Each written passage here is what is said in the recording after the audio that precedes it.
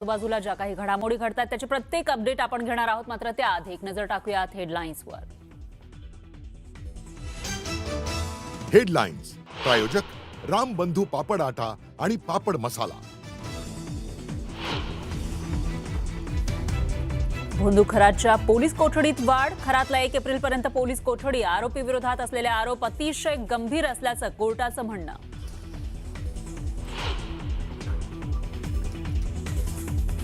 Rupali चाकणकरांना एसआयटीचं summons जारी केल्याची सूत्रांची माहिती। पहिल्या टप्प्यात 11 व्यक्तींची होणार चौकशी।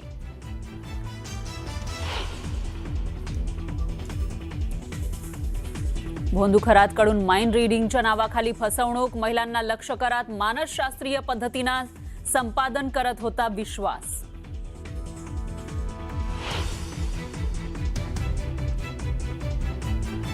नवी मुंबईतही अशोक खरातसारखं नवं प्रकरण समोर।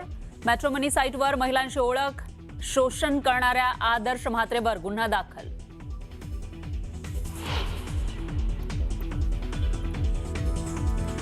पंतप्रधान मोदींनी मन की बात कार्यक्रमातून पश्चिम आशियातील युद्ध स्थितीवर व्यक्त केलं मत। सध्याची स्थिती आव्हानात्मक, अफवांवर विश्वास न ठेवण्याचं केलं आवाहन।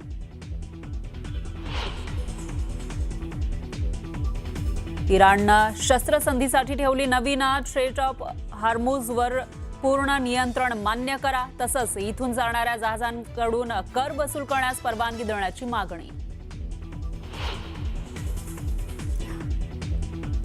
आखाती युद्धामध्ये आता जमिनीवरच्या लढाईला फुटणार तोंड। हॉर्मुझची नाकेबंदी करणाऱ्या इराण विरोधात जमिनीवरचं आरपारचं युद्ध लढण्यासाठी अमेरिकेचे सैनिक तयार।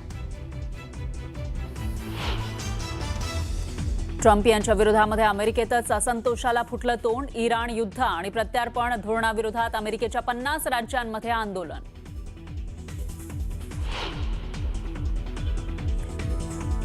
इराण इस्रायल युद्धामध्ये आता येमेनमधील हौथी बंडखोरांची एंट्री। इस्रायलच्या अनेक भागामध्ये हौथी बंडखोरांकडून क्षेपणास्त्र हल्ला।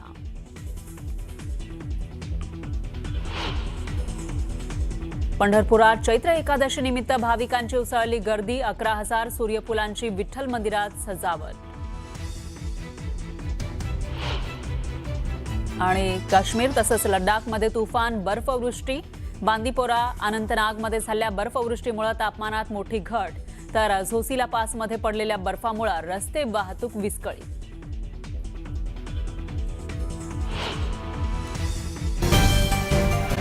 ब्रेकिंग न्यूज आहे। अशोक खरातला कोर्टानं 1 तारखेपर्यंत पोलीस कोठडी सुनावलेली आहे। खरातला कोर्टानं 4 दिवसांची कोठडी सुनावलेली आहे। खरातला पुन्हा पोलीस कोठडी मिळावी यासाठी सरकारी वकिलांकडून कोर्टात जोरदार युक्तिवाद करण्यात आला। तपास पूर्ण न झाल्याचा युक्तिवाद तपास यंत्रणांनी केला। सुनावणी दरम्यान सरकारी वकिलांनी अशोक खरात तपासात सहकार्य करत नसल्याचाही आरोप केला। खरात सहकार्य करत नसल्यामुळे तपासाला विलंब होत असल्याचं स्पष्ट करण्यात आलं। अगोदरची जी कारणं होती रिमांडची, पहिल्या रिमांडची, तीच दुसऱ्या रिमांडमध्ये आलीत। याचा अर्थ काय होतो की पहिल्या रिमांडमध्ये ज्या गोष्टींचं इन्व्हेस्टिगेशन करायचं होतं तेच होऊ शकलं नाही आहे। आणि का होऊ शकलं नाही? कारण हा कोऑपरेट करत नाही आहे। दुसऱ्या रिमांडमध्ये पुन्हा काही कारणं तीच आलेली आहे। त्याचंही कारण हेच की हा कोऑपरेट करत नाही आरोपी, त्यामुळं याचा फायदा आरोपीला जाऊ शकत नाही आहे। आणि असाच जर ट्रेंड असेल, ही जर त्याची वृत्ती असेल आरोपीची, तर मग तपासाचं कार्य पूर्ण होण्याकरता अडचणी निर्माण होतील। यानंतर मी असं सांगितलं की आता अलीकडे असं दिसतंय की नवीन नवीन तक्रारी ह्या येत आहेत। दरम्यान अशोक खरात प्रकरणी एसआयटीचा महत्त्वपूर्ण पत्रव्यवहार केल्याची माहिती सूत्रांनी दिली आहे। आयकर विभाग, मुद्रांक शुल्क नोंदणी विभाग आणि पासपोर्ट विभागासोबत एसआयटीनं पत्रव्यवहार केल्याची माहिती सूत्रांकडून मिळते आहे। अशोक खरातची संपत्ती, मालमत्ता, आर्थिक व्यवहार तपासण्यासाठी पत्र आयकर विभागाला पाठवण्यात आलं आहे। खरातच्या मालमत्तांच्या चौकशीसाठी मुद्रांक शुल्क नोंदणी विभागाला पत्र पाठवण्यात आल्याची माहिती आहे। आणि अशोक खरातच्या परदेश दौऱ्यांच्या माहितीसाठी पासपोर्ट विभागाला सुद्धा पत्र पाठवण्यात आल्याचं कळतंय।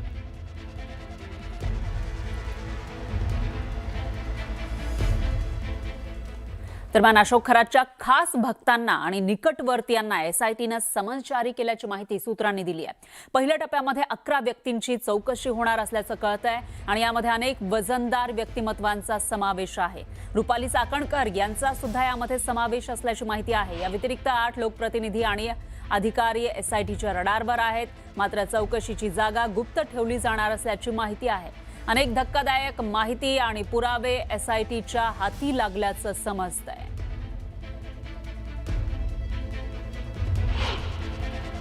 मला असं वाटतं की पोलीस योग्य पद्धतीने कारवाई करत आहे, पारदर्शी कारवाई करत आहे आणि समन्स देणे म्हणजे काय त्या ठिकाणी अंतिम नाही आहे. शेवटी तपास होणं आवश्यकच आहे. प्रत्येकाचा तपास होतो. एखाद्याचं नाव आलं, उद्या समजा कुणाचे नाव आलं, पोलीस तपास करतात. पोलिसांना योग्य वाटलं तर कारवाई करतात, नाही वाटलं तर त्या ठिकाणी घरी पाठवतात. त्यामुळे समन्स म्हणजे खूप काही भूकंप पडला असं नाही आहे. समन्स सर्वांनाच येत राहतात. त्यामुळे समन्सवर काय कारवाई होईल त्यामध्ये त्यांच्या बयानामध्ये, त्यांच्या पोलिसांच्या चर्चेमध्ये, पोलीस जेव्हा बयान घेतील किंवा जे काही पुढच्या काळात त्या केसमध्ये तथ्य समोर येतील त्यावर पुढची कारवाई होत असतं. दरम्यान भोंदू खरातकडून माइंड रिडिंगच्या नावाखाली फसवणूक केली जात होती असं तपासात निष्पन्न झालंय. भोंदू खरात महिलांना आपण माइंड रिडिंगमध्ये तरबेज असल्याचा दावा करायचा असं पोलीस चौकशीमध्ये उघड झालं आहे. महिलांना लक्ष करत मानसशास्त्रीय पद्धतीनं तो त्यांचा विश्वास संपादित करत होता. तू दिसायला सुंदर आहेस, तुझा पती तुला समजून घेत नाही, तुझी क्षमता कोणी ओळखत नाही अशा स्तुतीपर बोलांनी तो महिलांना भुरळ घालत असल्याचा आरोप आहे. भावनिक जाळं विणून महिलांकडून विश्वास संपादित करत होता अशी त्यानं कबुली चौकशीमध्ये दिल्याचं कळतंय.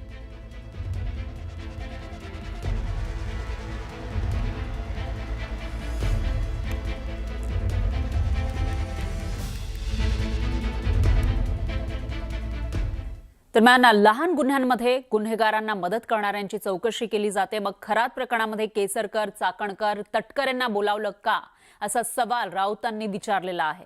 तर याला भाजपचे मुख्य प्रवक्ते नवनाथ बन यांनी जोरदार प्रत्युत्तर दिलंय. उद्धव ठाकरे, मिलिंद नार्वेकर यांनी खरात समोर पायघड्या घातल्या होत्या. मग त्यांना सह आरोपी करायचं का असा सवाल बन यांनी उपस्थित केला.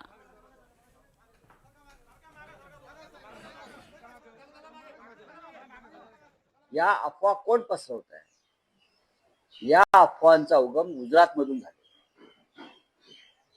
सगळ्यात जास्त रांगा या गुजरातमध्ये लागल्या. गुजरातमध्ये ज्या रांगा लागलेल्या आहेत त्याच्यामुळे महाराष्ट्रामध्ये जास्त लॉकडाऊन लागेल, टंचाई होणार आहे. हे गुजरातवरून आलेलं हवा आहे, बरोबर आहे. गुजरात मधल्या रांगा जर आपण पाहिल्यात पेट्रोल पंपावरच्या किंवा गॅस, तर मोठे मोठे पाण्याचे ड्रम घेऊन लोक रांगेत उभे आहेत. पहा तुम्ही चित्र. जर गुन्हा दाखल करायचा असेल मुख्यमंत्री तर गुजरात राज्याविरुद्ध करावा. संजय राऊत, तुम्हाला उठता बसता फक्त गुजरात आठवतं का? पंतप्रधान नरेंद्र मोदीजींच्या नेतृत्वात देशाचा विकास होतोय, देश पुढे जातोय. आणि आज आपण बघतोय की महाराष्ट्र असेल FDI मध्ये क्रमांक 1चा आहे, परंतु तुम्हाला ते दिसणार नाही. आज गॅससाठी कुठेही रांगा नाहीत. 25 दिवसामध्ये आणि ग्रामीण भागामध्ये 35 दिवसामध्ये गॅस बुकिंग मिळतं. तरीही तुम्ही अफवा पसरवण्याचं काम करतायत आणि मध्ये मध्ये गुजरातचं नाव घेतलं की तुम्हाला वाटतं आपली मराठी अस्मिता जागी होईल, परंतु इथल्या मराठी माणसानं तुम्हाला नाकारलंय, तुमच्या पक्षाला नाकारलंय. तुमची धाव उरणपर्यंत उरलेली नाही आणि तुम्ही इराणच्या गप्पा मारणं बंद केलं. दरम्यान खरातच्या संस्थेला पाणी देण्यावरून संजय राऊत आणि नवनाथ बन यांच्यामध्ये जुंपली आहे. पाणी देणं गुन्हा आहे का असा सवाल राऊतांनी विचारला. तर जे पाणी शेतकऱ्यांना द्यायला पाहिजे होतं ते खरातला दिलं, तुम्ही भोंदू बाबाकडून दलाली घेतली असा आरोप नवनाथ बन यांनी राऊतांवर केला. गुन्हा कधी घडले? हे साधारण 1 वर्षभरातले हे गुन्हेगारीचं स्वरूप आहे. 1 वर्षभरात, बरोबर आहे. आता गवत कोणी लावलं, पाणी कोणी दिलं, हे काय प्रश्न नाही आहेत ना. पाणी कोणी दिलं, गवत कोणी लावलं, फुलझाडं कोणी लावली. मुळात असं आहे, तिथे अशा प्रकारे जाऊन गेल्या 2 वर्षामध्ये कोणते मंत्री, कोणते आमदार, कोणते खासदार त्या बुवाबाजीला प्रतिष्ठा देत होते. महाविकास आघाडीच्या काळामध्ये काय झालं काय नाही या संदर्भात उघड आहे, तुम्ही पाणी दिलं असं म्हणताय. ठीक आहे, तुम्ही बातमी दिली आहे, पाणी दिलं. पाणी देणं हा गुन्हा आहे का? एखाद्या संस्थेला अनेक त्यावेळेला रजिस्टर असलेल्या अनेक संस्थांना आताही पाणी दिलंय, पूर्वी पाणी दिलं असेल.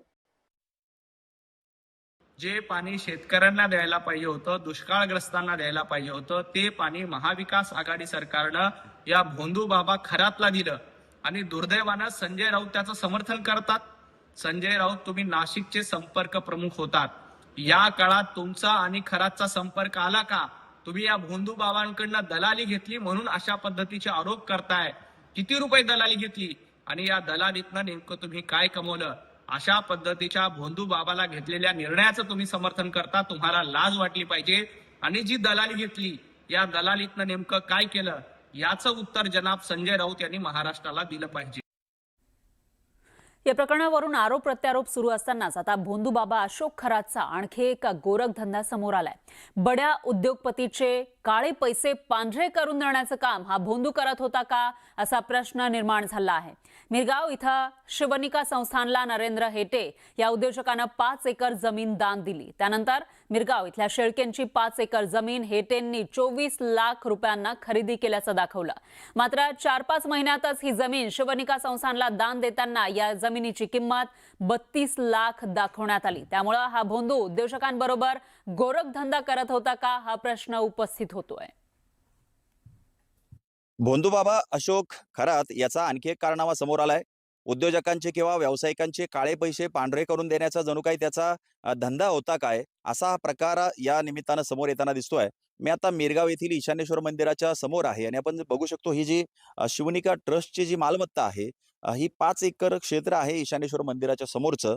हे क्षेत्र जे आहे ते 2019 साली शेळके यांच्याकडून नरेंद्र नारायण हेटे हे जे उद्योजक आहे, जे अनेक कंपन्यांमध्ये भागीदार असलेले उद्योजक आहे, यांनी अवघ्या 24 लाख रुपयांना खरेदी केलेलं दाखवलंय. खरं तर त्यावेळी 16 लाख रुपये या जमिनीचं बाजार मूल्य होतं. यांनी 24 लाख रुपयाला खरेदी केली ती जमीन आणि अवघ्या 4 ते 5 महिन्यांमध्ये याच जमिनीची किंमत 32 लाख रुपये दाखवली गेली आणि 32 लाख रुपयांची ही जमीन शिवनिका ट्रस्टला दान करण्यात आली. त्यामुळं या सगळ्या व्यवहारामध्ये हा सगळा जो पैसा आहे, हा काळ्याचा पांढरा करण्याचा हा खरा सुनियोजित कागदोपत्री खेळ होता का, असा देखील प्रश्न या निमित्तानं समोर येतोय. त्यामुळं एकीकडे लैंगिक शोषणचा जो तपास आहे तो सुरू असताना या बाबाचे जे काळे धंदे होते याचा तपास देखील होणं गरजेचं आहे आणि जे उद्योगपती किंवा जे व्यावसायिक हे देखील त्याला भागीदार होते, जे आपला काळा पैसा पांढरा करून घेत होते, हे देखील याचा देखील तपास होणं गरजेचं आहे. हरीश देमोटे, न्यूज 18 मराठी, मिरगाव, नाशिक.